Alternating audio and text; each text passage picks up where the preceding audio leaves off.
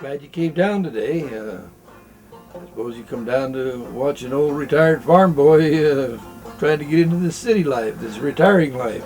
I'm not a carpenter and I'm not a very good contractor even, but I'm a farm boy from eastern Colorado. I was born and raised in a farm, as you well know, down in Logan County.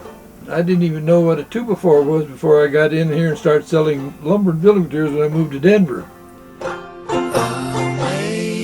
Amazing grace, how sweet the sound that saved a wretch like me. I once was lost, but now I'm found. Was blind, but now I see. Well, back in the 40s, my high school dances were, very few of the boys were dancers. And all the girls were sitting around and waiting for the boys to ask them to dance, so they didn't get to dance. I loved to dance.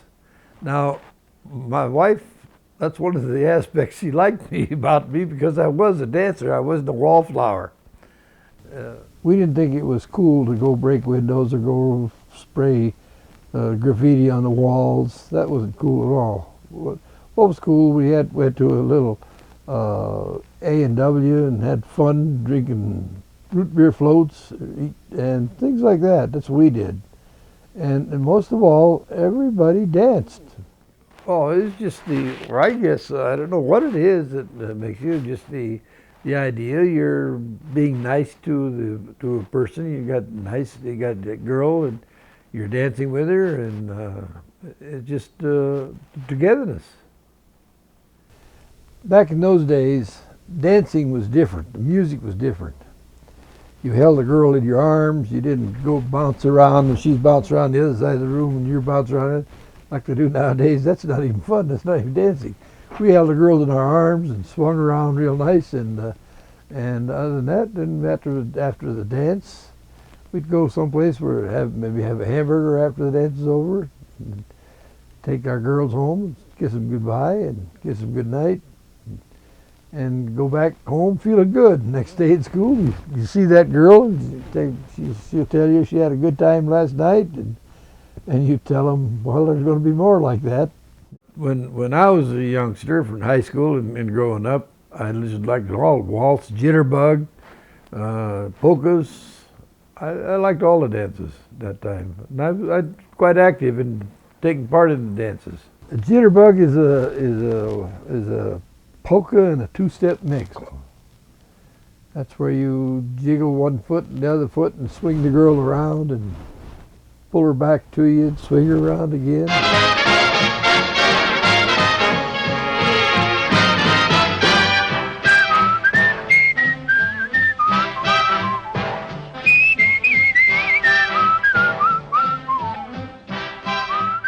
My brother's future wife, being the first cousin, she wanted to know if I wanted to meet Marge, my wife.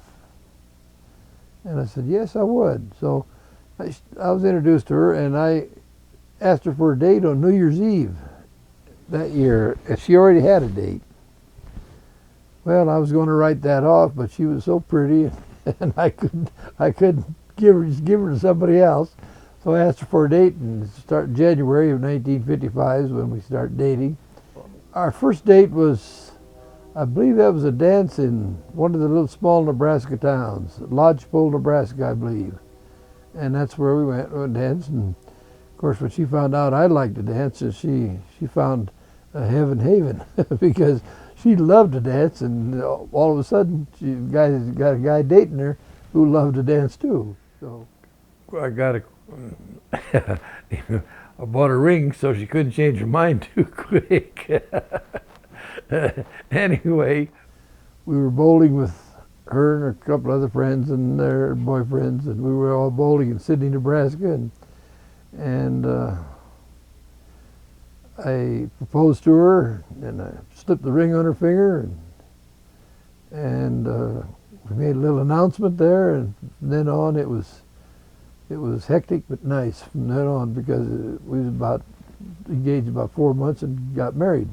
We packed that little church full, and the priest was nice, very good, explicit. Our children all turned out tremendous. They all married well, and our grandkids are just marvelous. And this is, I guess I was lucky. I guess maybe what we did was right. Today I've got another little project going. You see I'm fixing belts. I'm not fixing belts, I'm just putting more holes in. That's, the nice part about losing weight, you have to drill more holes in.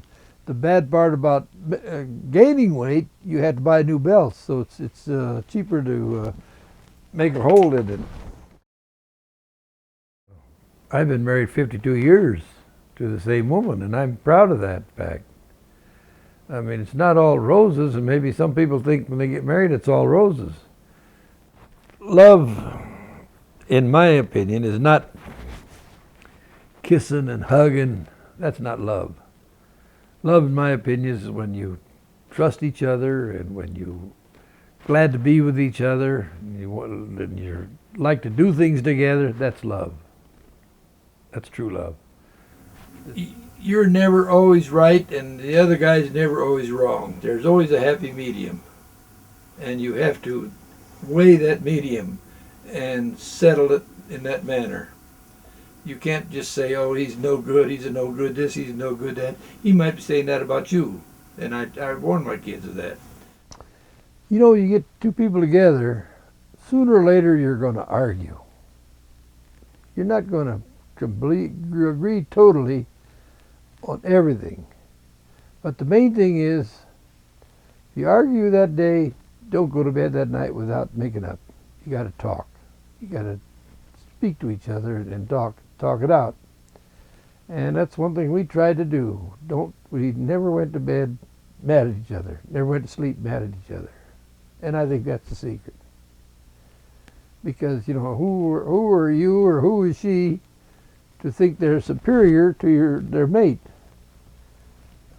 I can't, for the life of me, think I'm superior to my wife Margaret, because she's so bright, and sharp, and beautiful, and she raises a family professionally, and she's well loved by her children, our children. We both thought well of our children and our grandchildren, and we both have the same idea. Anytime our grandchildren want to come around to have a meal with us, visit with us, we'd love that.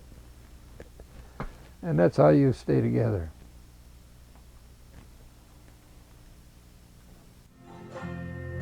Twas grace that taught my heart to fear, and grace my fears relieved.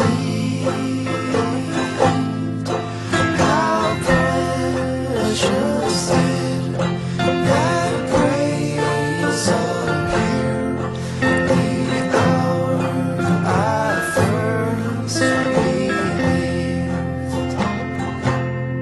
Through many dangers, toils, and snares, I have already known.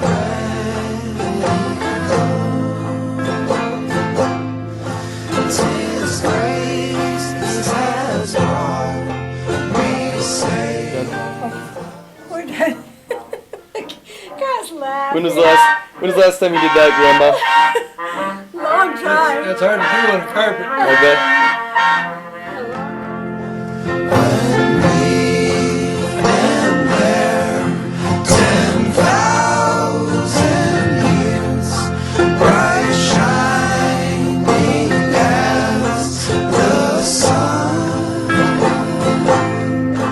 we've no less days to sing God's praise than when we first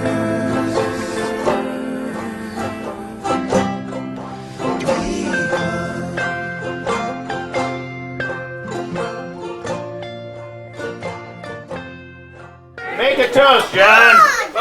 Ham. Toast. A toast. Hey. We all have to think about this and appreciate the fact that we're all here and we're all healthy now. More or less. Healthy now, and we're certainly glad to have her here with us. That was kind of a question in my mind whether she's going to be able to be with us tonight, but she's here. So I'd like to wish everybody a very, very Merry Christmas. And we pray to the Lord to keep this family together like He's doing, because in His good book He says that a house divided cannot stand. So we sure want our houses to stand. So. To Marge and John. Hey! Grandpa Joe! Grandpa Joe!